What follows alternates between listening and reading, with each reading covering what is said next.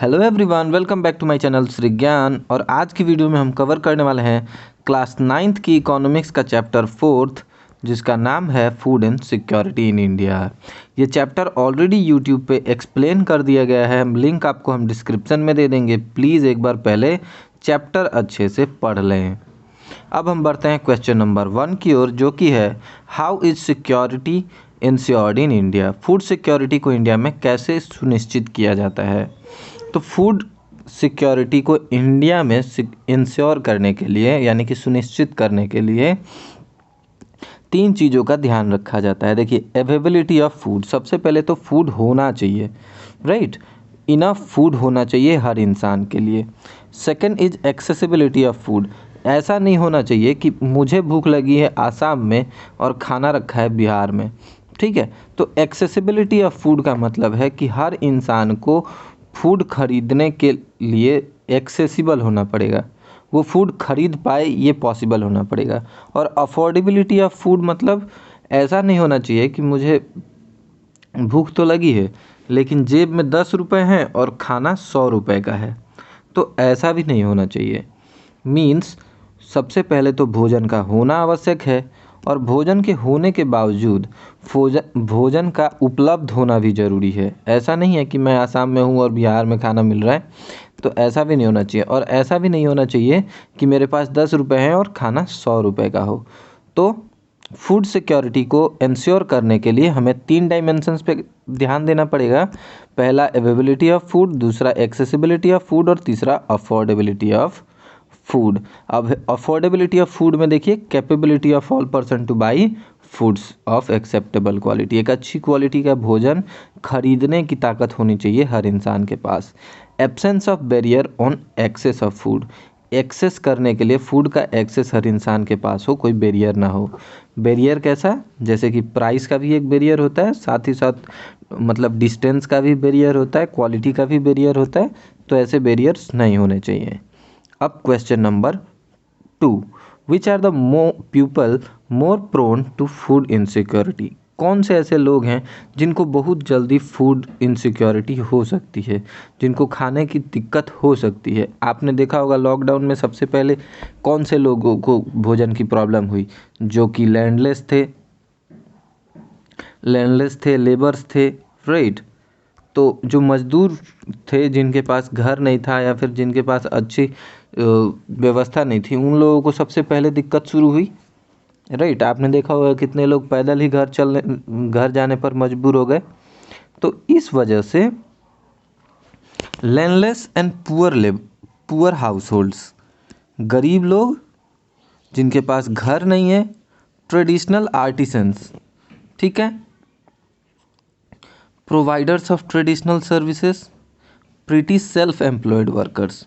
मान लो छोटा मोटा जो काम करने वाला इंसान होता है, अगर कोई रिक्शा पुलर है, ठीक है, कोई रिक्शा पुलर है और अचानक उसकी तबीयत खराब हो जाए, तो वो रिक्शा तो पुलिंग कर नहीं सकता है, और उसके पास इतने पैसे नहीं हैं कि वो 10 दिन से ज़्यादा का भोजन स्टोर करके रखें, और उसकी तबीयत खराब हो गई 1 महीने के लिए, तो उसको 20 दिन की फूड इनसिक्योरिटी हमेशा रहेगी, राइट।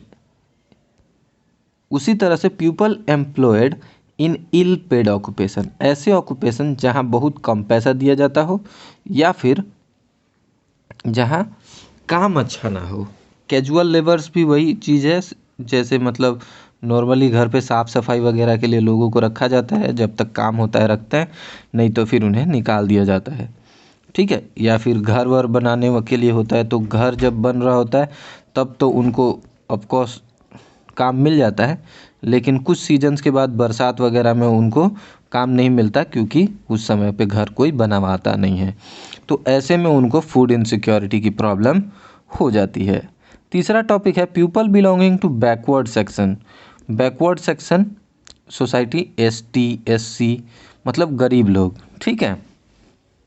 ठीक इसी तरह ट्राइबल लोग हैं, मान लो रिमोट एरियाज में रहते हैं जहाँ खाना नहीं पहुँच सकता, ठीक है, जो बहुत दूर रहते हैं, ऐसे लोगों को भी बड़ी दिक्कत हो जाती है।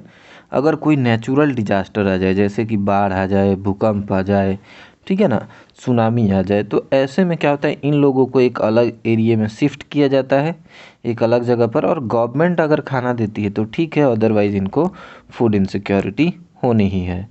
उसके बाद है people affected by natural disaster who have to migrate to other areas in search of work. अब मान लीजिए कहीं बाढ़ आ गई और आपको वहाँ से अपना घर, आपका घर टूट गया, घर बाढ़ में बह गया और आप किसी और शहर में आ गए, तो वहाँ पर अगर आप जिस दिन काम नहीं करोगे उस दिन भोजन आपको जुटाने के लिए मुश्किल हो जाएगी, तो ऐसे में भी फूड इनसिक्योरिटी होती है। Large proportion of pregnant and nursing mothers and children under the age of 5 years.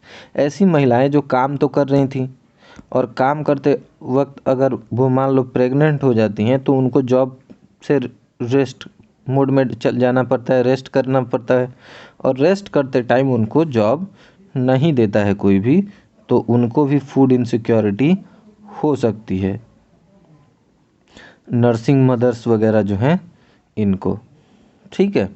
Children's under 5 as, क्योंकि ऐसे बच्चों के पास कोई जॉब भी नहीं होती है, पेरेंट्स के ऊपर डिपेंड होते हैं, और अगर पेरेंट्स की तबीयत ख़राब हो जाए, मान लो कोई रिक्शा पुलर है, उनका एक ही बेटा है और रिक्शा पुलर की तबीयत 1 महीने के लिए ख़राब हो जाए, तो ये बच्चा डेफिनेटली क्या होगा, फूड इनसिक्योरिटी का शिकार हो जाएगा। अब question number 3, which states are more food insecurity in India. Bharat के कौन से ऐसे राज्य हैं जो ज़्यादा फूड इनसिक्योर्ड हैं, ठीक है, जहाँ फूड की कमी कभी भी हो सकती है। तो देखिए, economically backward states with high incidence of poverty, जहाँ गरीबी ज़्यादा है वहीं पे फूड इनसिक्योर्ड भी ज़्यादा होगा। States of Uttar Pradesh, especially eastern and south eastern part, Bihar में गरीबी है, Jharkhand, Orissa, West Bengal, Chhattisgarh, some part of Madhya Pradesh and Maharashtra, ठीक है। यहाँ पर बहुत ज़्यादा पॉपुलेशन भी है इन राज्यों में, उत्तर प्रदेश, बिहार, यहाँ पॉपुलेशन बहुत ज़्यादा है, लिटरेसी रेट बहुत कम है, झारखंड वगैरह में गरीबी बहुत ज़्यादा है, उड़ीसा में भी गरीबी काफ़ी हद तक है, तो इस वजह से फूड इनसिक्योरिटी तो होनी ही है। अब देखिए, do you believe that green revolution has made India self sufficient in food grains. तो क्या आपको लगता है कि भारत में जो हरित क्रांति आई थी, हरित क्रांति ने हमें आत्मनिर्भर बनाया है फूड्स के मामले में, खाद्य के मामले में? तो देखिए, 1960 के दौर में ग्रीन रेवोल्यूशन आया, ठीक है। ग्रीन रेवोल्यूशन को लाल बहादुर शास्त्री जी ने इंट्रोड्यूस किया। हाई यील्डिंग वैरायटी के सीड्स यूज किए गए, जैसे जिससे पैदावार बढ़े, ठीक है। कुछ केमिकल फर्टिलाइजर्स, पेस्टिसाइड्स वगैरह का इस्तेमाल भी शुरू किया गया। प्रोडक्शन एक बार को तो बढ़ा और इंडिया ने सेल्फ सफिशिएंसी यानी कि आत्मनिर्भर भी हुआ। Since the advent of green revolution the country has avoided famine even during adverse weather conditions. लेकिन इंडिया के बुरे मौसम के कंडीशंस की वजह से इस चीज़ को उतना ज़्यादा फ़ायदा नहीं मिला।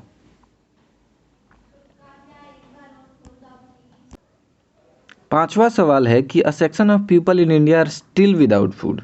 भारत के कुछ क्षेत्रों में, कुछ जगहों पर ऐसे लोग आज भी हैं जो आज भी बिना भोजन के कुछ वक्त गुजारते हैं।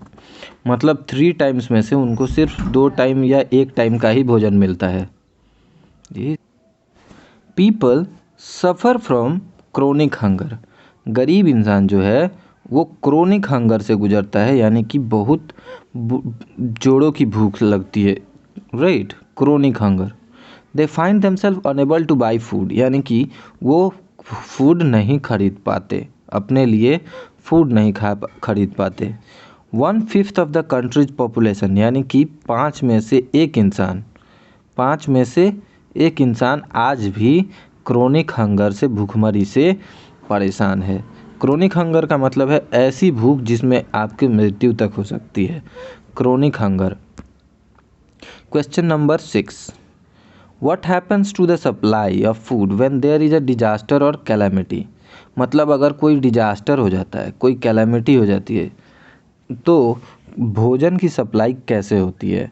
When there is a disaster और calamity the production of food grain decreased in that area. मतलब मान लीजिए बाढ़ आ गया या फिर सूखा पड़ गया, या फिर भूकंप आ गया तो इस पर्टिकुलर एरिया में जितने भी खेत थे वो बाढ़ से भी ख़राब हो जाएंगे, राइट।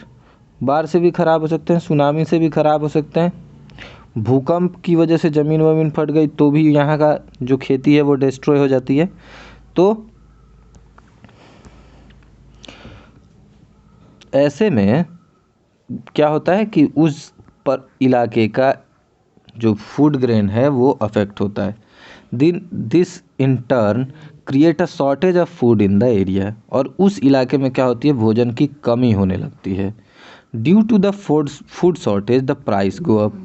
जब भोजन कम होता है तो क्या होता है, खाने की कीमत बढ़ जाती है, और जब प्राइस बढ़ जाती है तो क्या होता है, capacity of many people two by the same, सबके पास उतना भोजन खरीदने की पावर नहीं रह जाती है। ठीक है। When the calamity occurs in a very wide spread area is और straight along a period of time it may cause a situation of starvation.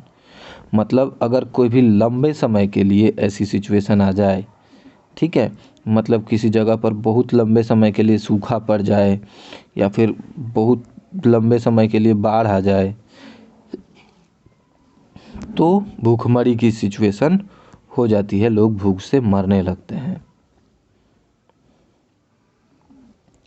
Question number 7, differentiate between social seasonal hunger and chronic hunger. तो seasonal hunger और chronic hunger में फ़र्क क्या है? Seasonal hunger is related to the cycle of food growing and harvesting. मतलब season में एक season पे ऐसा होता है कि सब्जियों के दाम, खाने का अनाज का दाम किसानों के पास भी अवेलेबल होता है और दाम भी कम होते हैं। और एक ऐसा सीज़न होता है जब खेत में फल लगे होते हैं बट वो पके नहीं होते, ठीक है, खेत में अनाज लगा होता है बट वो रेडी नहीं होता है खाने के लिए। तो एट दैट टाइम किसान के घर पे भी खाना कम होता है और मार्केट में प्राइस भी ज़्यादा होता है। तो ये हो गया सीजनल हंगर। लेकिन क्रोनिक हंगर क्या हो गया कि 6 महीने से कुछ अनाज उगा ही नहीं, ठीक है, किसान के घर पे 6 महीने से बाढ़ आके रखा है, पूरा खेत खराब होके रखा है, इस साल की पूरी फसल खराब हो गई। अब ना तो इनके पास खाने के लिए है ना ही बेचने के लिए, तो ना पैसे हैं और ना खाने के लिए खाना है। तो in that case chronic hunger होता है, ठीक है। Urban areas because of casual labour, there is less work for casual construction labour during the rainy seasons. मैंने कहा था ना, बारिश के सीज़न में कोई घर वर बनाता नहीं है, तो जो कैजुअल लेबर्स होते हैं जो घर वगैरह बनाने के लिए काम करते हैं उनको उस समय पे बैठ के खाना पड़ता है, पैसे कम होते हैं। तो इस तरह से ये सीजनल हंगर का एग्जाम्पल है। लेकिन chronic hunger is a consequence of diet persistently inadequate in terms of quantity और क्वालिटी। मतलब इनके पास कभी भोजन प्रॉपर मिलता ही नहीं है, ठीक है। Poor people suffer from chronic hunger because of their low income in terms inability to buy food for their survival. इनके पास भोजन इतना कम होता है कि ये सर्वाइव ही नहीं कर पाते। समझ में आया? अब बढ़ते हैं नेक्स्ट क्वेश्चन की ओर, जो कि है what has our government done to provide food security to the poor. गरीबों को फूड सिक्योरिटी देने के लिए हमारी सरकार क्या करती है, ठीक है। तो देखिए, the food security ensured in India by government by carefully design food security system. कैसे? Maintain a buffer stock of food grains. हम क्या करते हैं कि एक गोडाउन में एक्स्ट्रा से कुछ फूड स्टोर करके रखते हैं कि कहीं अगर ऐसी सिचुएशन किसी स्टेट को होती है तो उस स्टेट को इमीडिएटली वो फूड अवेलेबल करवाया जा सके, ठीक है। तो ये एक बफर स्टॉक रखा जाता है। साथ ही through the distribution of this food grains among the poorest section of the society with the help of a public distribution system, एक ऐसा डिस्ट्रीब्यूशन सिस्टम बनाया गया है इंडिया में जहाँ पर एक ऐसी दुकान होती है हर स्टेट में, हर गांव में, जहाँ पर आपको बहुत ही कम दाम पर भोजन मिल जाता है। 3-4 रुपये 5 रुपये किलो चावल मिल जाता है, ठीक है। उसके लिए आपको राशन कार्ड वगैरह बनवाना पड़ता है, बट अगर आपके पास राशन कार्ड वगैरह है तो आप ये फैसिलिटी गवर्नमेंट की यूज़ कर सकते हैं और खाना खा सकते हैं। In addition to the above, the government has launched several poverty alleviation programs that comprises a component of food security. और भी कई गरीबी उन्मूलन कार्यक्रम चलाए जाते हैं, ठीक है। जैसे कि देखो स्कूल में मिड डे मील चलता था ना, अंत्योदय योजना है, और फूड फॉर वर्क है, वर्कर्स को भी फूड दिया जाता है कहीं कहीं। 2 स्कीम्स लॉन्च किए गए, एक तो अंत्योदय अन्न योजना, ठीक है, और दूसरा food for work. Food for work 2004 में लॉन्च किया गया था।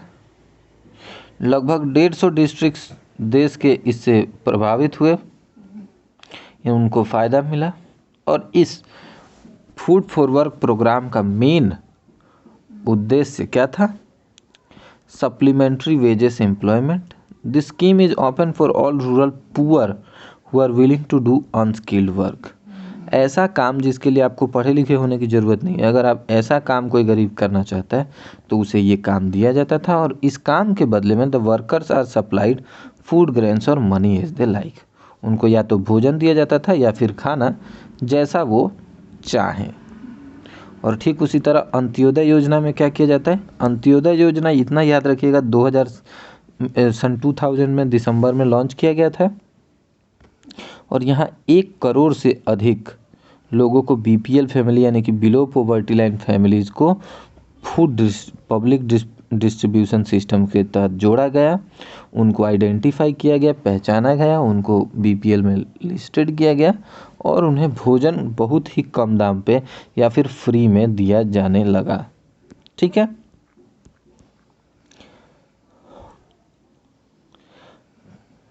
अब देखिए शॉर्ट नोट्स लिखना है मिनिमम सपोर्ट प्राइस पे, क्वेश्चन नंबर 10। तो this is the pre announced price at which government purchase food grains, particularly wheat and rice, from the farmer in order to create a buffer stock. This price is announced by government every year before sowing season to giving incentive to the farmer to raise the production of the desired crop. मतलब farmer को खेत में बीज उगाने से पहले ही ये बता दिया था कि इस बार इस चीज़ के इतने प्राइस मिलेंगे, अगर आपका सामान नहीं बिक्री होता है तो गवर्नमेंट इतने रुपए में खरीद लेगी, ठीक है। ये होता है मिनिमम सपोर्ट प्राइस। अब बफर स्टॉक क्या है? बफर स्टॉक एक ऐसा स्टॉक है, जैसे कि देखो food corporation of India, food corporation of India क्या करती है?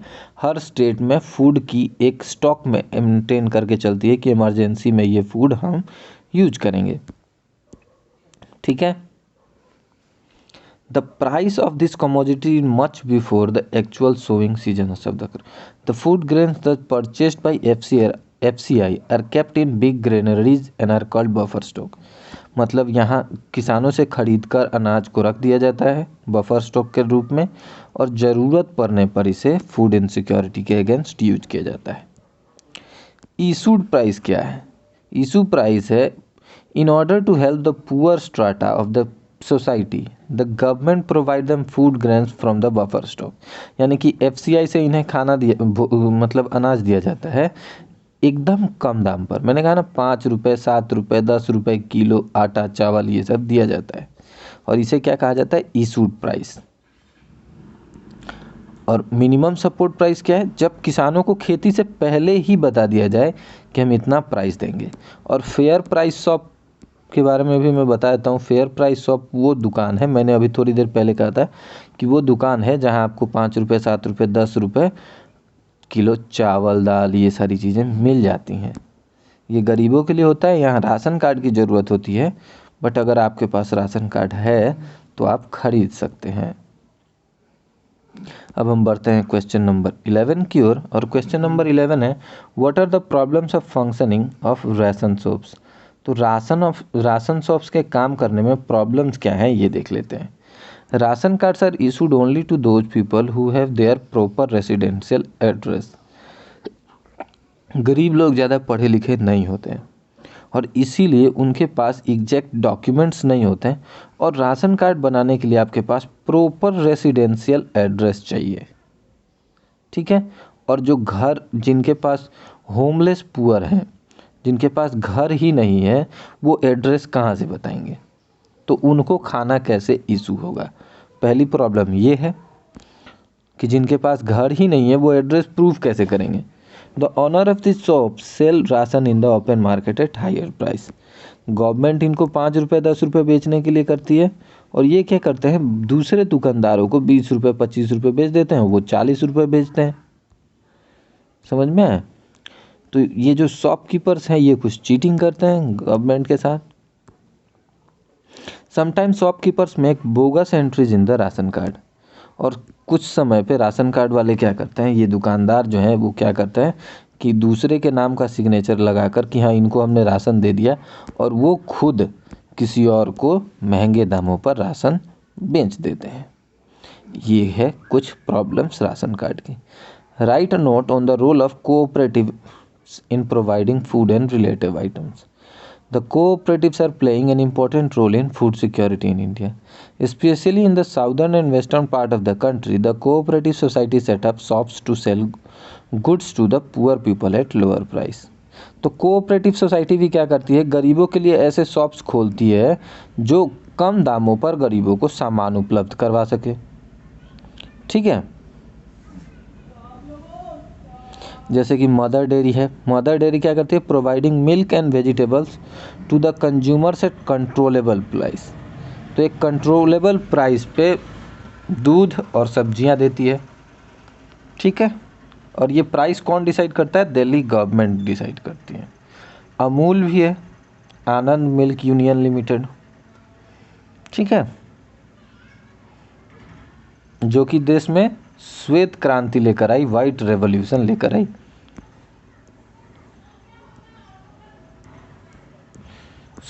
आज के लिए बस इतना ही। मिलते हैं आपसे नेक्स्ट वीडियो में। तब तक के लिए keep studying, keep growing, have a great day. कोई भी क्वेश्चन, कोई भी क्वेरी हो तो प्लीज़ कमेंट करें। मिलते हैं आपसे नेक्स्ट वीडियो में। तब तक के लिए कीप स्टडिंग, कीप ग्रोइंग।